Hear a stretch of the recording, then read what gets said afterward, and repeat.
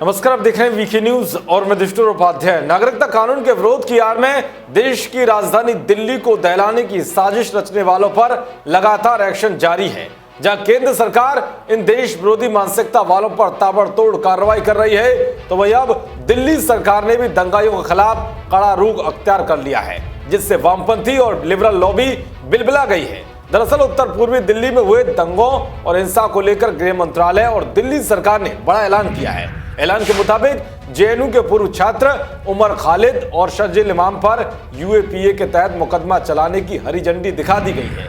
यानी कि उमर खालिद और शर्जील इमाम ने दिल्ली को हिंसा की आग में झोंकने के लिए जो नफरत फैलाई, अब उन पर यूएपीए के तहत मुकदमा दर्ज करके आगे की कार्रवाई शुरू की जाएगी। कुछ महीनों पहले ही उमर खालिद पर फरवरी के दौरान राजधानी दिल्ली के उत्तर पूर्वी क्षेत्र में दंगों का षड्यंत्र रचने, भड़काऊ भाषण देने और हिंसा भड़काने का आरोप लगाया गया था। इन आरोपों की जांच होने के बाद उमर खालिद को दिल्ली पुलिस ने 14 सितंबर को यूएपीए के तहत गिरफ्तार किया था। कानूनी प्रक्रिया को ध्यान में रखते हुए किसी भी व्यक्ति पर यूएपीए के तहत मामला चलाने के लिए गृह मंत्रालय की स्वीकृति जरूरी होती है। गृह मंत्रालय ने लगभग एक हफ्ते पहले इस पर स्वीकृति जारी की थी। बहुत जल्द दिल्ली पुलिस उमर खालिद और शर्जील इमाम के खिलाफ अदालत में चार्जशीट दायर करने जा रही है। उधर कड़कड़डूमा अदालत ने उमर खालिद की न्यायिक हिरासत 20 नवंबर तक के लिए बढ़ा दी है। दिल्ली पुलिस ने इस मामले में उमर खालिद की न्यायिक हिरासत 30 दिन तक बढ़ाने के लिए अर्जी लगाई थी।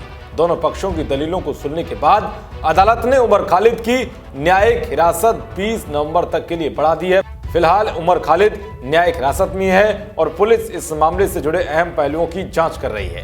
तो वहीं जहरीला भाषण देकर देश के टुकड़े करने का प्लान समझाने वाले शर्जील इमाम ने पिछले साल नागरिकता कानून के विरोध प्रदर्शन में असम को भारत से अलग करने की बात कही थी। मामला तूल पकड़ने के बाद शर्जील ने कई दिनों तक पुलिस से बचने का प्रयास किया था, मगर बाद में उसकी गिरफ्तारी बिहार के जहानाबाद से हुई थी। पूछताछ में पता चला था कि शर्जील भारत को इस्लामिक मुल्क बनाना चाहता था। अपने इस काम के लिए उसने मस्जिदों में भड़काऊ पर्चे बंटवाए थे। इसलिए देश के खिलाफ जहर उगलने वाले इन नागों पर तगड़ी कार्रवाई शुरू हो गई है। ये सब देखकर नफरती गैंग के पेट में दर्द भी होना शुरू हो गया है। खासकर दिल्ली सरकार की ओर से इन देश विरोधी मानसिकता वाले लोगों पर यूएपीए के तहत मुकदमा चलाए जाने की अनुमति देने के बाद से तो ये वामपंथी लॉबी सीएम केजरीवाल पर हमलावर हुई है और धमकी देते हुए ये लोग कह रहे हैं कि जो केजरीवाल ने धोखेबाजी की है उसे कभी भी भूला नहीं जाएगा।